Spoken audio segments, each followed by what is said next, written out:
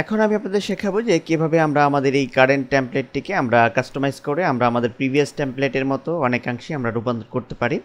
তো আমরা আমাদের প্রিভিয়াস টেমপ্লেটটি একটু দেখে নিচ্ছি। এখানে আমরা দেখতে পাচ্ছি যে আমাদের প্রিভিয়াস প্রজেক্টের টেমপ্লেটটিতে আমাদের একটি হোম মেনু রয়েছে, তার পাশে একটি আইকন রয়েছে, দেন অ্যাবাউট আস, রেজিস্ট্রেশন এবং লগ ইন, এই কয়েকটি মেনু এখানে কিন্তু দেখতে পাচ্ছি। তো এটি এখন মূলত আমরা আমাদের কারেন্ট টেমপ্লেটে কীভাবে অ্যাপ্লাই করতে পারি চলুন আমরা একটু দেখে নিই। তো এটি করার জন্য আমাদের যে কাজটি করতে হবে, আমরা চলে যাব আমাদের নেটবিনস আইডিতে, দেন এখন এখান থেকে আমরা home.php ফাইলে আমরা জাস্ট কিছু কাজ করব। তো এটি করার জন্য আমরা যে কাজটি করব, একেবারে শুরুতেই আমরা আমাদের ড্রপ ডাউন মেনুটিকে আমরা জাস্ট রিমুভ করে নেব এখান থেকে এই পর্যন্ত কোড, অর্থাৎ 34 থেকে আমরা রিমুভ করছি কত নম্বর কোড পর্যন্ত। আমরা যদি মাউসের কার্সর এখানে নিয়ে যাই আমরা দেখতে পাচ্ছি মার্কিং হয়েছে ইয়েলো কালারে, আমরা 45 নাম্বার লাইন পর্যন্ত কোডিং আমরা রিমুভ করে দেব। দেন ফাইলটিকে আমরা জাস্ট সেভ করছি। পেজটিকে যদি আমরা একটু রিলোড দিই তো আমরা কিন্তু দেখতে পাচ্ছি অলরেডি ড্রপ ডাউন মেনু কিন্তু এখান থেকে রিমুভ হয়ে গিয়েছে। তো এখন আমরা যে কাজটি করব, এখন আমরা মেনুগুলো ক্রিয়েট করব। এখানে আমরা আরেকবার একটু দেখে নিই, home, about us, registration, log in, এই মেনুগুলো এখন আমরা ক্রিয়েট করব।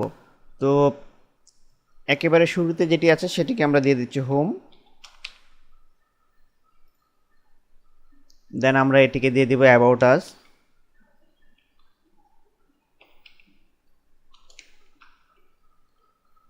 অ্যাবাউট আস দিয়ে দিলাম, আমাদের প্রিভিয়াস প্রজেক্টের মতোই আমরা অ্যাবাউট আস দেব, দেন আমরা দেব রেজিস্ট্রেশন এবং লগ ইন।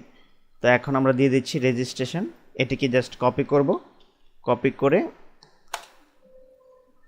এই লাইনে পেস্ট করে দিলাম। দেন এখন এখানে আমরা জাস্ট দিয়ে দিব দুটি মেনুর নেম,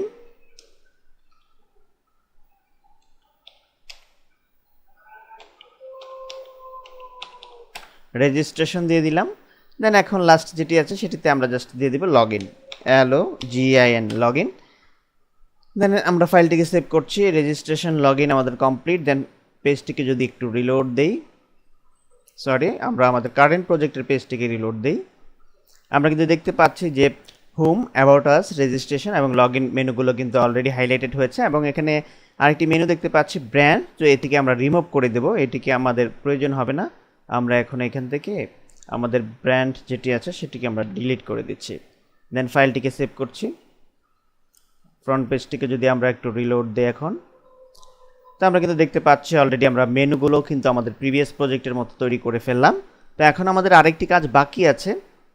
তো এখন এখানে আমরা একটি প্রিভিয়াস প্রজেক্টে একটি হোমের আইকন দেখতে পাচ্ছিলাম, তো এই আইকনটি এখন আমরা সেট করব। তো এটি করার জন্য আমরা যে কাজটি করব, আমরা চলে যাব আমাদের বুটস্ট্র্যাপে, দেন এখন এখান থেকে আমরা কম্পোনেন্টসে চলে আসব। দেন এখন এখান থেকে গ্রাফিক্স আইকন, এটিতে ক্লিক করছি।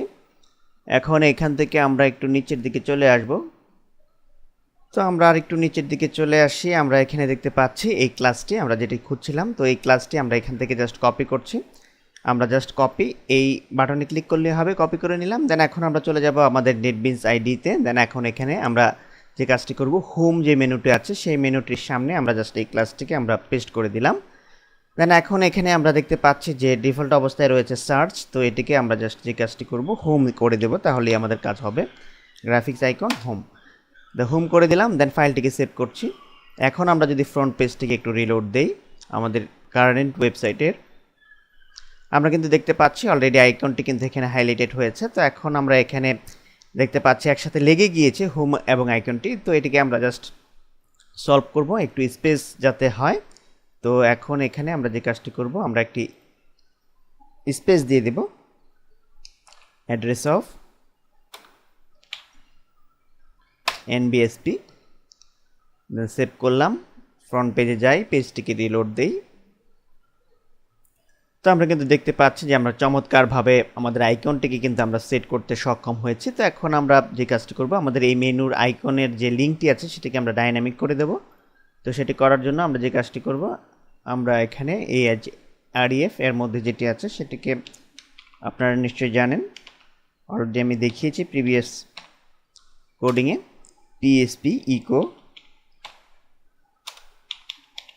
base URL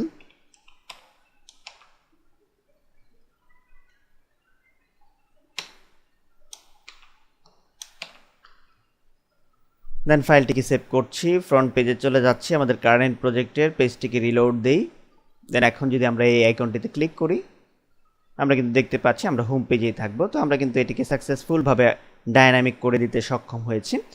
তো আশা করি আপনারা বুঝতে পেরেছেন যে কীভাবে আমরা খুব অল্প সময়ের মধ্যে আমাদের টুইটার বুটস্ট্র্যাপের ক্লাস ইউজ করে খুব সহজেই আমরা টেমপ্লেটটাকে কিন্তু কাস্টমাইজ করে নিতে পারলাম।